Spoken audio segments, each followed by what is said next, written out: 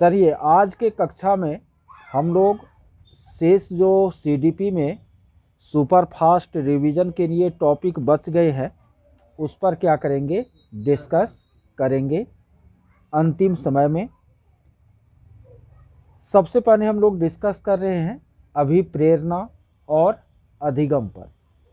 Motivation and learning, ये दोनों एक दूसरे से क्या है, अंतः संबंधित है। मैंने आप लोगों को बताया था कि आवश्यकता जो है वह अभिप्रेरणा को जन्म देती है और अभिप्रेरणा किसे जन्म देती है, अधिगम को जन्म देती है।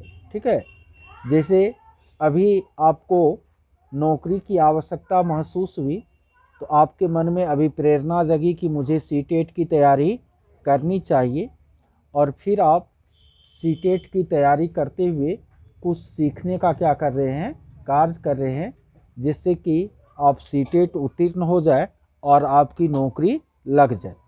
तो हमेशा आवश्यकता जो है वह किसको जन्म देती है, अभिप्रेरणा को, और अभिप्रेरणा किसको जन्म देती है, अधिगम को। अभिप्रेरणा जो है वह सीखने की दिशा में हमें धकेलने का क्या करती है, कार्य करती है। अभिप्रेरणा मानव के व्यवहार के निर्धारकों में से एक है। मूल प्रवृत्तियाँ, आवश्यकताएं, लक्ष्य तथा उत्प्रेरक अभिप्रेरणा के विस्तृत दायरे में आते हैं। स्पष्ट है कि मोटिवेशन ही सीखने के लिए हमें क्या करता है, प्रेरित करता है। यदि अभिप्रेरणा नहीं हो तो सीखने का काम कभी भी सफलतापूर्वक संपन्न नहीं हो सकता। देखिए, मैंने आप लोगों को अभिप्रेरणा चक्र के बारे में क्या किया था, बतलाया था, और उसमें मैंने बताया था कि सबसे पहले हमारे सामने क्या आती है, आवश्यकता। आवश्यकता जो है वह अंतर्नोद को जन्म देती है, अंतर्नोद और उद्वेलन को क्या करती है, जन्म देती है। यानी जब भी आवश्यकता हमें किसी चीज़ की क्या होती है, महसूस होती है, तो हमारे भीतर एक उत्तेजना टाइप का क्या होता है, उत्पन्न होता है, जिसको कि हम उद्वेलन और अंतर्नोद कहते हैं। और इसके बाद फिर हम क्या करते हैं, तो लक्ष्य निर्दिष्ट व्यवहार करते हैं। क्या करते हैं, लक्ष्य निर्दिष्ट व्यवहार, यानी वैसा व्यवहार करते हैं जिससे कि हमारे आवश्यकता की क्या हो जाए, संतुष्टि हो जाए। तो वैसा हम व्यवहार करते हैं, और फिर जो है इससे हमें उपलब्धि की क्या होती है, प्राप्ति होती है, अर्थात हम आवश्यकता को संतुष्ट कर लेते हैं। और इस तरह फिर आपको अंतर्नोद में क्या आती जाती है, कमी आती जाती है, उद्वेलन में कमी आती जाती है, और ये उद्वेलन पुनः फिर जन्म लेती है कब, जब हमें आवश्यकता महसूस होती है तब। तो इसे ही हम लोग क्या कहते हैं, आपको अभिप्रेरणा चक्र कहते हैं। यानी याद रखना है कि अभिप्रेरणा चक्र में कौन कौन शामिल है। तो अभिप्रेरणा चक्र में आवश्यकता, उद्वेलन, अंतर्नोद, लक्ष्य निर्दिष्ट व्यवहार, उपलब्धि और आवश्यकता में कमी, ये सब आपको अभिप्रेरणा चक्र में क्या है, शामिल है। इसको क्या रखना है, याद रखना है। देखिए, अभिप्रेरणा जो है जिन कारकों के कारण उत्पन्न होती है उसे हम क्या कहते हैं, अभिप्रेरक कहते हैं। अभिप्रेरक जो है वह मुख्य रूप से कितने प्रकार के होते हैं, दो प्रकार के होते हैं। एक होता है जैविक या प्राकृतिक अभिप्रेरक, और दूसरा होता है मनोसामाजिक या कृत्रिम या अर्जित अभिप्रेरक। यानी अभिप्रेरक जो होते हैं वो कितने तरह के होते हैं, दो तरह के होते हैं। जैविक या आपको जन्मजात अभिप्रेरक किसे कहते हैं, तो भूख, प्यास, नींद और काम। भूख, प्यास, नींद और काम, ये आपको कैसे अभिप्रेरक है, जैविक। जबकि उपलब्धि, संबंधन, शक्ति, जिज्ञासा, आत्मसिद्धि, ये सब कैसे अभिप्रेरक है, आपको मनोसामाजिक या कृत्रिम अभिप्रेरक है। देखिए, अधिगम और अभिप्रेरणा दोनों को हम अलग नहीं देख सकते, दोनों क्या है, अंतः संबंधित है। ये दोनों एक दूसरे से स्वतंत्र नहीं है। अभिप्रेरणा और अधिगम ठीक उसी तरह से जुड़ा हुआ है आपस में, जिस तरह की संज्ञान और संवेग आपस में क्या होता है, जुड़ा हुआ होता है। अब्राहम मास्लो नाम के एक मनोवैज्ञानिक थे, जिन्होंने आवश्यकता पदानुक्रम का क्या दिया, सिद्धांत दिया। उन्होंने कहा कि मनुष्य की जो आवश्यकताएं होती है वो 5 तरह की होती है।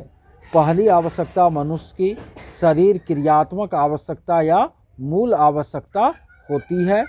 जब मूल आवश्यकता की पूर्ति मनुष्यों को हो जाती है तो उनके बाद वह सुरक्षा की आवश्यकता को क्या करते हैं, महसूस करते हैं। जब सुरक्षा की आवश्यकता भी उसकी पूरी हो जाती है तब वह किस आवश्यकता को महसूस करते हैं, तो आत्मीयता या सामाजिक आवश्यकता को महसूस करते हैं।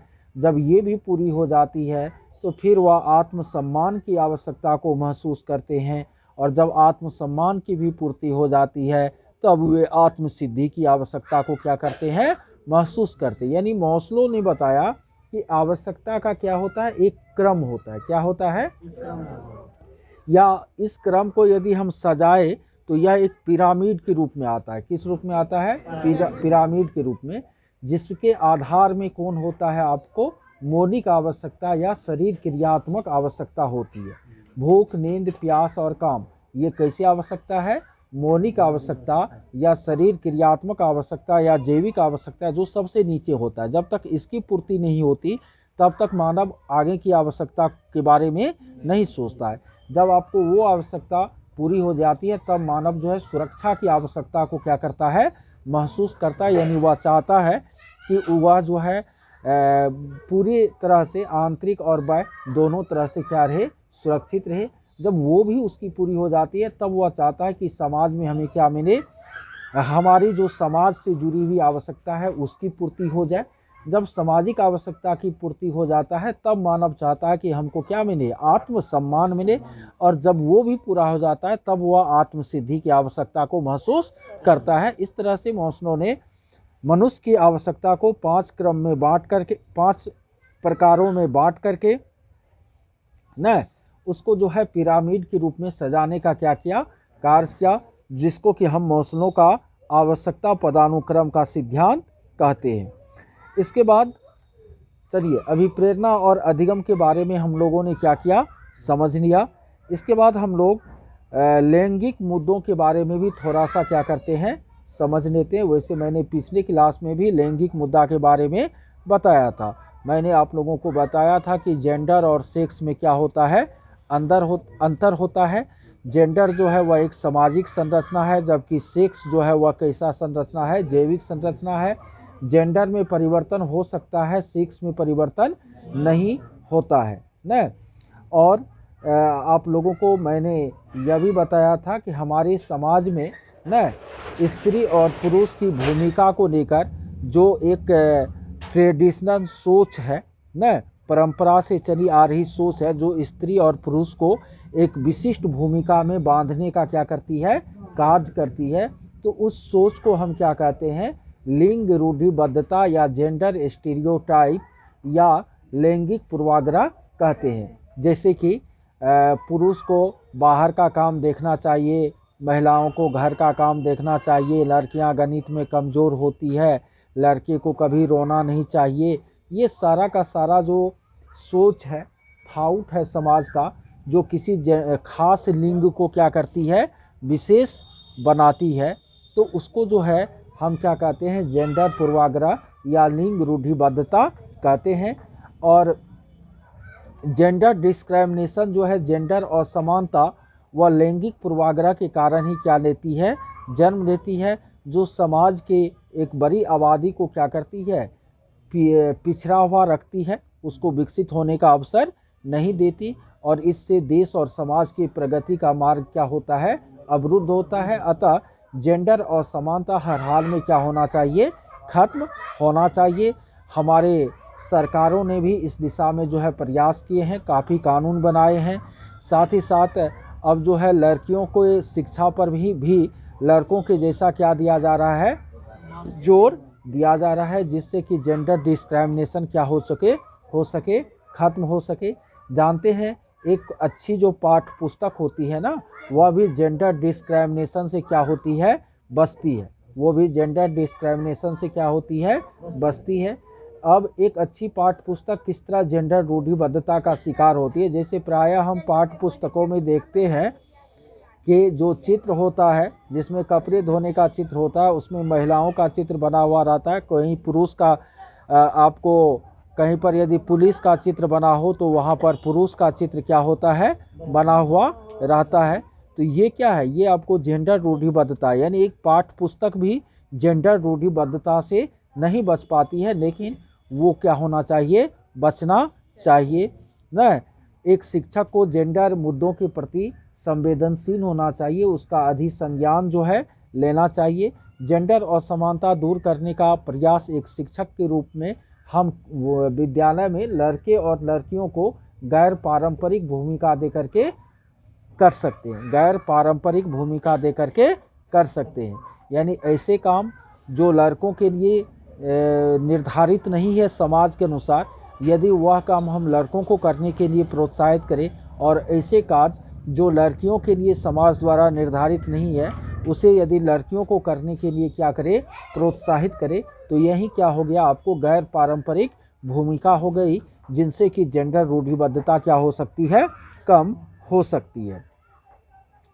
तो चलिए हम लोगों ने लैंगिक मुद्दों पर भी क्या करनी, चर्चा करनी। इससे पहले मैंने अभिप्रेरणा और अधिगम पर चर्चा किया। आगे हम लोग संज्ञान और संवेग को क्या करते हैं, समझ लेते हैं। देखिए संज्ञान का अर्थ जो है ना, वह समझना होता है। संज्ञान का अर्थ क्या होता है, समझना होता है। संज्ञान जो है अनुभवों का समुच्चय होता है। संज्ञान क्या होता है, अनुभवों का समुच्चय होता है। संज्ञान के कारण जो है, संज्ञान के कारण जो है लोग स्मरण, चिंतन, तर्कन जैसी क्षमताओं का क्या करते हैं, प्रदर्शन करते हैं। और संज्ञान का विकास जो है वह आपको क्रमिक रूप से होता है। जानते हैं कोई भी बच्चा जो बहुत सारे प्रश्न करता है बचपन में न, कि ये क्या है, वो क्या है न, ये कैसे होता है, तो इन प्रश्नों के द्वारा वे अपने ज्ञान की क्या करते हैं, रचना करते हैं, निर्माण करते हैं। ठीक है। जानते हैं B.S. ब्लूम नाम के एक मनोवैज्ञानिक थे, जिन्होंने ब्लूम टेक्सोनोमी देने का क्या किया, कार्य किया। उन्होंने बच्चों के आपको अधिगम के 3 क्षेत्रों की क्या की थी, पहचान की थी। कितने क्षेत्रों की पहचान की थी, इसमें एक है आपको कौन कौन, इसको डोमेन भी कहते हैं, यानी 3 डोमेन की पहचान की थी। संज्ञानात्मक डोमेन, भावनात्मक डोमेन और क्रियात्मक डोमेन। संज्ञानात्मक डोमेन में संज्ञानात्मक विकास में जो जो चीज़ शामिल होता है, उसमें पहला क्या होता है, ज्ञान स्तर होता है। दूसरा बोध स्तर होता है। तीसरा अनुप्रयोग स्तर होता है। चौथा विश्लेषण स्तर होता है। 5वां संश्लेषण स्तर होता है। और छठा जो है मूल्यांकन स्तर होता है। तो ये 6 तरह के स्तर उन्होंने संज्ञानात्मक डोमेन में बतलाने का कार्य किया। किसने, B.S. ब्लूम ने। इसको ब्लूम टेक्सोनोमी के नाम से भी हम लोग जानते हैं। देखिए जीन पियाजे ने संज्ञानात्मक विकास में वातावरण को महत्वपूर्ण माना, और उन्होंने कहा कि बच्चे अनुकूलन की प्रक्रिया के द्वारा अपना संज्ञानात्मक विकास करते हैं। जीन पियाजे के अनुसार संज्ञानात्मक विकास जो है वह 4 तरह की अवस्थाओं में होता है। संवेदी गत्यात्मक अवस्था, पूर्व संक्रियात्मक अवस्था, मूर्त संक्रियात्मक अवस्था और अमूर्त या औपचारिक संक्रियात्मक अवस्था। देखिए संज्ञानात्मक विकास का जो है वह 4 चरण होता है। कितना चरण होता है, 4 चरण। सबसे पहले अवधान होता है। क्या होता है, अवधान माने ध्यान को केंद्रित करना।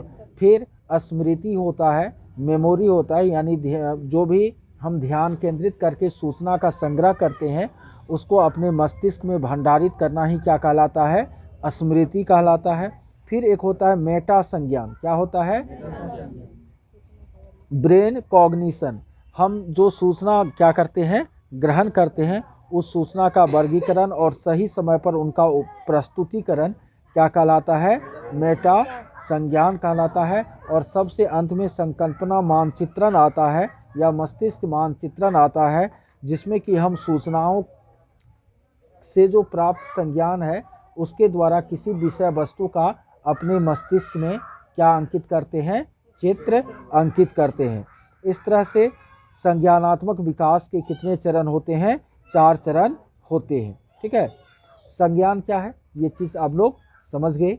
संवेग क्या है, संवेग जो है वह मनुष्य की उत्तेजित दशा है। रॉस नाम के मनोवैज्ञानिक ने कहा था कि संवेग जो है वह मनुष्य की कैसी दशा है, उत्तेजित दशा है। संवेग का अर्थ भावना होता है। कुल 16 प्रकार के क्या होते हैं, संवेग होते हैं। सभी संवेग किसी न किसी मूल प्रवृत्ति से क्या होते हैं, जुड़े हुए होते हैं। भय, क्रोध, घृणा, वात्सल्य, करुणा, कामुकता, आश्चर्य, आत्महीनता, आत्मविश्वास, ये सब किसका उदाहरण है, संवेग का उदाहरण है। कुछ संवेग सकारात्मक होते हैं तो कुछ संवेग क्या होते हैं, नकारात्मक होते हैं। जैसे भय, क्रोध, घृणा, भय, क्रोध, घृणा, आत्महीनता न ये सब कैसा संवेग है, आपको नकारात्मक संवेग है। वहीं आपको करुणा है, करुणा है, आश्चर्य है न, उसके बाद आपको अधिकार है, कृति भाव है, आत्मसम्मान है, ये सब कैसा संवेग है, आपको सकारात्मक संवेग है। देखिए, संवेग एक आत्मनिष्ठ अनुभव है। याद रखिएगा हमेशा इस वाक्य को कि संवेग कैसा अनुभव है, आत्मनिष्ठ अनुभव है। और संवेग का अनुभव जो है न, हर एक व्यक्ति में अलग अलग होता है। कुछ व्यक्ति जल्दी क्रोधित होते हैं तो कुछ व्यक्ति लेट से न। तो कहने का मतलब कि संवेग का प्रदर्शन हर एक व्यक्ति अलग अलग करता है। यह व्यक्तिनिष्ठ या आत्मनिष्ठ होता है। यह क्या होता है, व्यक्तिनिष्ठ या आत्मनिष्ठ होता है। देखिए, पुरुष में, किसमें, पुरुष में क्रोध नामक संवेग को अपेक्षाकृत अधिक तीव्रता और आवृत्ति से अनुभव करते हैं। यानी पुरुष जो है वह किस संवेग को अधिक आवृत्ति और तीव्रता से अनुभव करते हैं, क्रोध को। और जितने भी संवेग हैं ना, उसको स्त्रियां जो है अधिक आवृत्ति और तीव्रता से क्या करते हैं, अनुभव करते हैं। ठीक है, देखिए, भय, दुश्चिंता, विरुचि, ये सब आपको नकारात्मक या निषेधात्मक क्या है, संवेग है। हमको इन सब से क्या करना चाहिए, बचना चाहिए। आधुनिक काल में संज्ञान सफल संवेग प्रबंधन ही, आधुनिक काल में सफल संवेग प्रबंधन ही प्रभावी सामाजिक प्रबंधन का क्या है, सूचक है। संज्ञान तथा संवेग परस्पर अंतर संबंधित है, दोनों परस्पर क्या है, पूरक है। आज अनेक मनोवैज्ञानिक यह विश्वास करते हैं कि हमारे प्रत्यक्षण अथवा संज्ञान हमारे संवेग को क्या करता है, बनाए, संतुलित बनाए रखता है। संवेग जो है क्षणिक होता है। संवेग क्या होता है, भावनाओं का ज्वार जो हमारे मन में उठता है वह क्षणिक रूप से उठता है। और यह लेकिन सार्वभौमिक होता है। संवेग क्षणिक तो होता है, संवेग आत्मनिष्ठ अनुभव है, क्षणिक होता है लेकिन सार्वभौमिक होता है। और मानव व्यवहार परिवर्तन के लिए संवेग उत्तरदायी होता है। संवेग का शिक्षा के क्षेत्र में क्या है, बहुत अधिक महत्व है। ये बात हमेशा याद रखिएगा, संज्ञान और संवेग अलग नहीं है, पृथक नहीं है, एक दूसरे से जुड़े हैं, अंतर संबंधित है, एक दूसरे से क्या है, एक दूसरे का पूरक है। तो ये हो गया संज्ञान और संवेग के बारे में। अभी तक 3 बातें बताएं, अभिप्रेरणा और अधिगम के बारे में, फिर लैंगिक मुद्दों के बारे में, फिर संज्ञान और संवेग के बारे में। इसके बाद हम लोग वैयक्तिक भिन्नता के बारे में भी क्या करते हैं, समझ लेते हैं। देखिए, सीटेट के प्रश्न पत्र को हल करते समय आपको वैयक्तिक भिन्नता का हमेशा क्या रखना है, ध्यान रखना है। कोई भी 2 बच्चा एक जैसा नहीं होता, यहाँ तक कि 2 जुड़वां बच्चों के गुणों में भी क्या पाई जाती है, भिन्नता पाई जाती है। ठीक है, और भिन्न भिन्न गुणों के आधार पर व्यक्तियों के बीच जो अंतर पाया जाता है उसे ही हम वैयक्तिक विभेद कहते हैं। वैयक्तिक विभेद का कई कारण हो सकता है, जैसे भाषा के कारण वैयक्तिक विभेद दिख सकता है, धर्म, जाति न, इसके बाद भोजन, परिवार न, जाति, संवेग आदि के आधार पर हमको वैयक्तिक भिन्नता देखने को मिल सकता है। वैयक्तिक भिन्नता को जानने का तरीका क्या है, जैसे कि व्यक्तित्व परीक्षण है, या आपको बुद्धि परीक्षण है, या केस स्टडी मेथड है जिसमें कि एक व्यक्ति के किसी खास केस का अध्ययन किया जाता है। ये सब आपको क्या है, वैयक्तिक भिन्नता को जानने की विधियां हैं। प्रत्येक विद्यार्थी स्वयं में क्या है, विशिष्ट है। कोई भी विद्यार्थी न सभी विद्यार्थियों की रुचि या और भी जो तरीका है सीखने का वह एक जैसा नहीं हो सकता। अतः एक शिक्षक के रूप में हमारा कर्तव्य है कि हम विविध प्रकार के शिक्षण तकनीकों का क्या करें, इस्तेमाल करें, न शिक्षा और शिक्षण प्रक्रिया को व्यापक आयाम दे, तब हम जो है इनसे क्या हो सकते हैं, बच सकते हैं। देखिए, वैयक्तिक भिन्नता जो है वह नैसर्गिक सत्य है, अतः सभी बालकों हेतु एक समान शिक्षण विधि जो है वह उपयोगी नहीं हो सकती। वैयक्तिक भिन्नता की चुनौती के समाधान के हेतु विभेदित अनुदेशन को क्या करना चाहिए, अपनाना चाहिए। वैयक्तिक भिन्नता को पाटने के लिए विभेदित अनुदेशन का इस्तेमाल करना चाहिए, जिसमें कि प्रत्येक विद्यार्थी की क्षमता के अनुरूप हमको पाठचर्या निर्माण करने की क्या करनी चाहिए, कोशिश करनी चाहिए। तो ये भी टॉपिक, वैयक्तिक भिन्नता वाला भी टॉपिक आपका क्या हो गया, खत्म हो गया। ठीक है। इसके बाद आपको आकलन और मूल्यांकन के बारे में है। देखिए, आकलन और मूल्यांकन ये भी आपको सीटेट का एक क्या है, महत्वपूर्ण टॉपिक है, जिससे कि कम से कम 7-8 प्रश्न आपको एग्जाम में पूछे जाएंगे। ठीक है।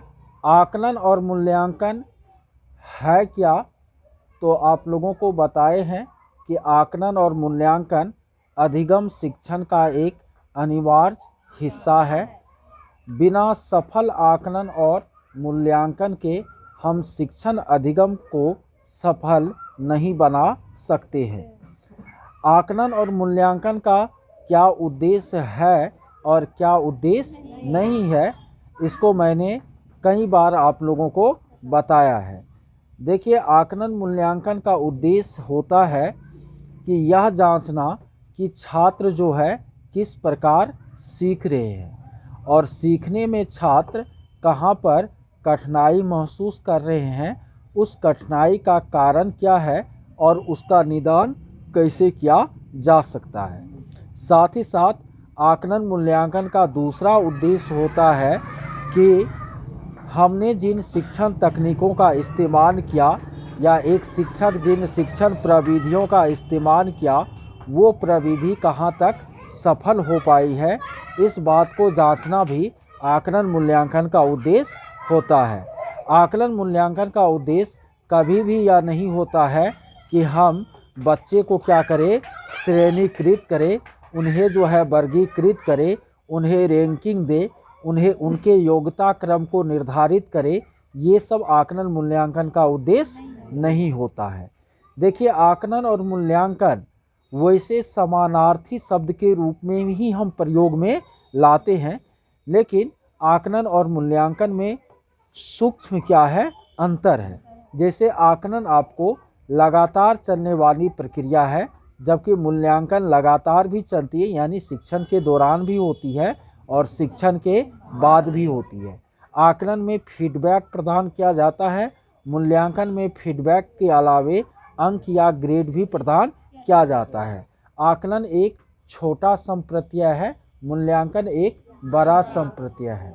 आकलन जो है वह मूल्यांकन में अंतर्निहित है। जब आकलन में मापन जुड़ जाता है तब क्या बनता है, मूल्यांकन बनता है।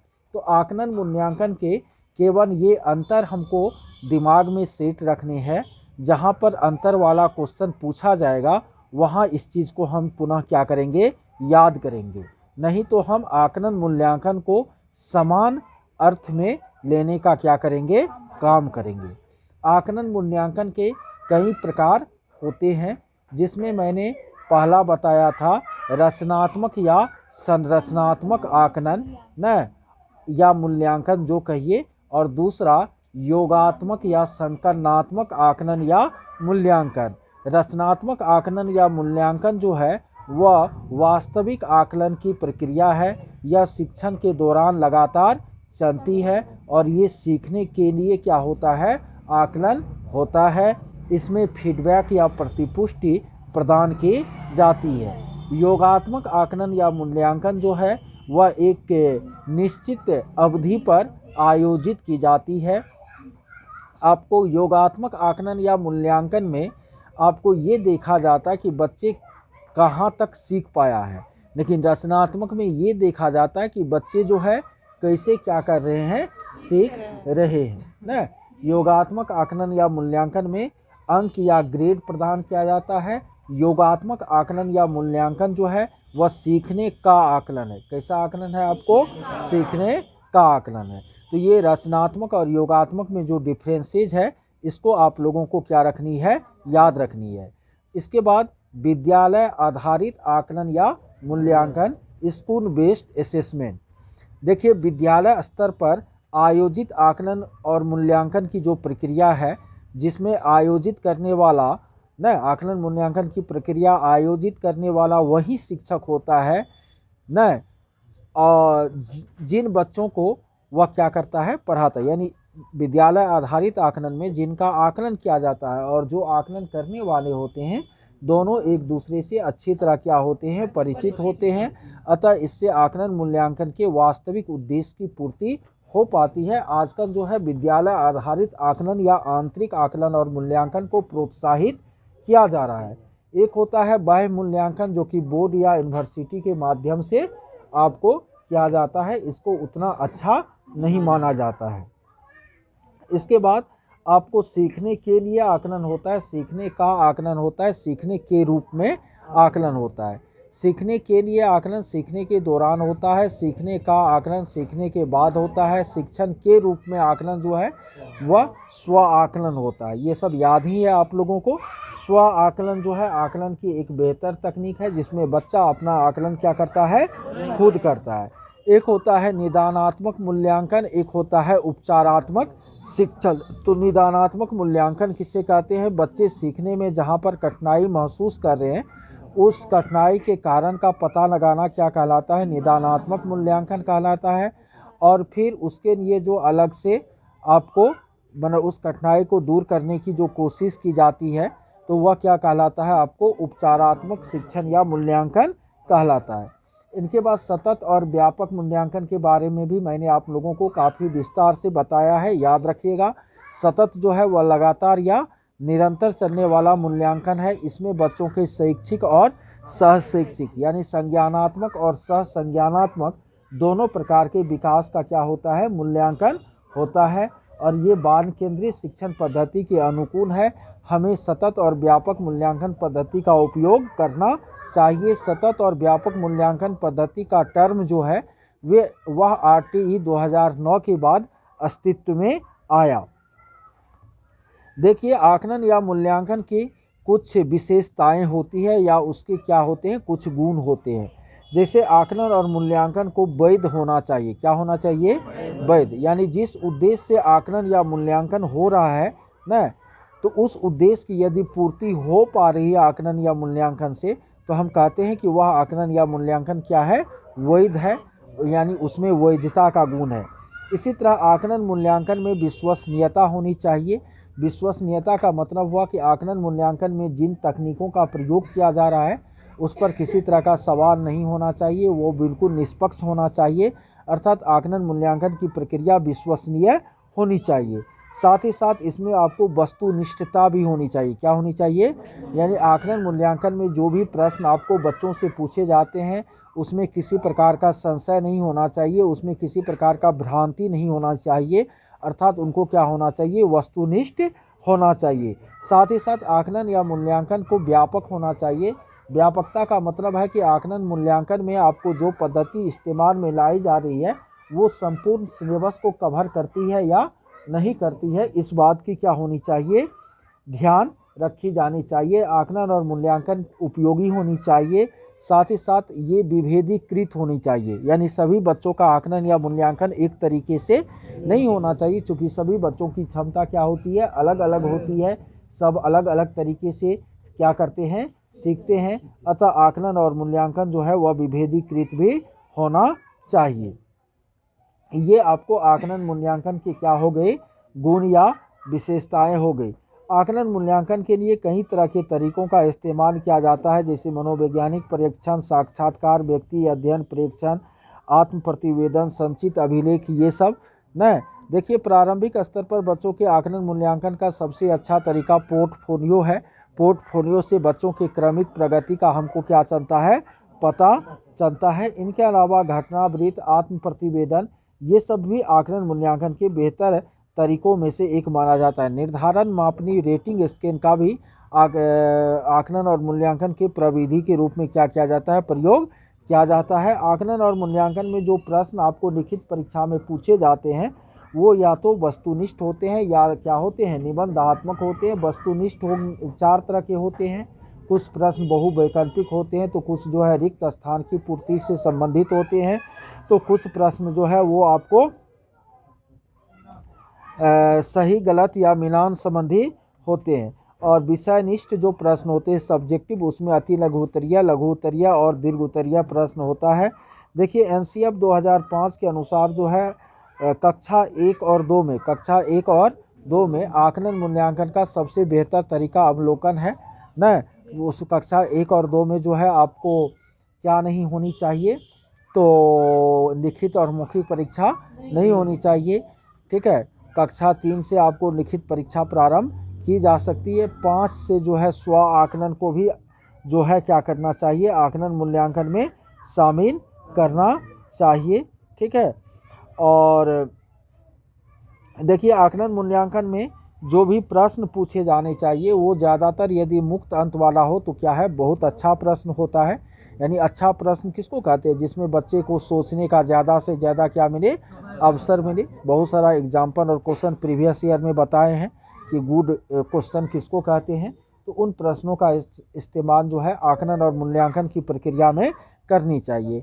तो ये आकलन और मूल्यांकन का भी मैंने सुपर फास्ट रिवीजन कर दिया। तो अभी तक आप लोगों ने अभिप्रेरणा और अधिगम, न लैंगिक मुद्दे, संज्ञान और संवेग, आकलन तथा मूल्यांकन, इन सारे और व्यक्तिक भिन्नता, इतने टॉपिक को आप लोगों ने समझ लिया। अब बच गया कौन, शिक्षण बच गया, एनसीएफ बच गया, आरटीई के बारे में थोड़ा मोड़ा बात बच गया है। तो ये बात मैं फिर एक वीडियो बना करके पार्ट 4 में क्या करूँगा, बता दूंगा। तो वो भी आपका क्या हो जाएगा, ख़त्म हो जाएगा। इधर जो है मैथमेटिक्स का 2 पार्ट में मैराथन दे ही दिए हैं, हिंदी का जो है 2 पार्ट में मैराथन दे ही दिए हैं। ईवीएस तो आपको टिसमेंट पर भी है, वैसे ईवीएस का भी एक वीडियो जो है वह आप लोगों को उपलब्ध करा देंगे। कल आपको सोशल पेडागोजी का भी जो है वो क्या होगा, मिल जाएगा। और जितना अधिक संभव होगा उतना अधिक आप लोगों का हम करवाएंगे। साथ साथ आप लोग अपने दिमाग को बिल्कुल क्या रखिए, शांत रखिए, जॉली मूड में एग्ज़ाम दीजिए। कल रात में जो है एक बहुत ही अच्छा आप लोगों के लिए न्यूज़ सीबीएसई की तरफ से आया है कि नॉर्मलाइजेशन की प्रक्रिया जो है अपनाई जाएगी आपको एग्ज़ाम में। नॉर्मलाइजेशन क्या होता है, तो इसमें यदि किसी शिफ्ट में अन्य शिफ्टों के अपेक्षा हार्ड क्वेश्चन पूछा जाता है तो उस तरह के शिफ्ट में जो कम नंबर भी लाते हैं विद्यार्थी, उसके मार्क को क्या किया जाता है, गणितीय विधि से उसका सूत्र होता है, उस विधि से क्या किया जाता है, इंक्रीज किया जाता है। तो हो सकता है कि आपको 60 ही लगे कि मेरा 60 ही सही हुआ, बहुत हार्ड क्वेश्चन था। लेकिन यदि अदर शिफ्ट में आपको उससे इजी क्वेश्चन है तो नॉर्मलाइजेशन की वजह से आपका मार्क जो है वह 100 के ऊपर पहुंच सकता है, यदि इधर आप 60 भी लाते हैं तो नहीं। तो कभी कभी ऐसा भी होता है कि बहुत इजी क्वेश्चन दे दे, आपको 130 आ जाए, तो नॉर्मलाइजेशन के बाद वह 110 या 90 से कम भी हो जाता है नहीं। तो दोनों तरह की स्थिति इसमें होती है।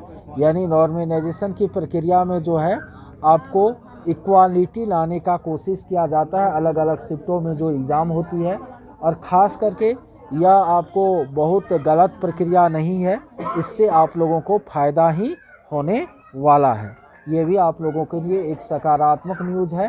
तो इसलिए यदि एग्ज़ाम में कुछ हार्ड क्वेश्चन आए न, लगे कि आपका क्वेश्चन बहुत ही हार्ड है न, अन्य पेपर का अन्य शिफ्ट का इजी है, तो आपको घबराने की कोई ज़रूरत नहीं है। ठीक है।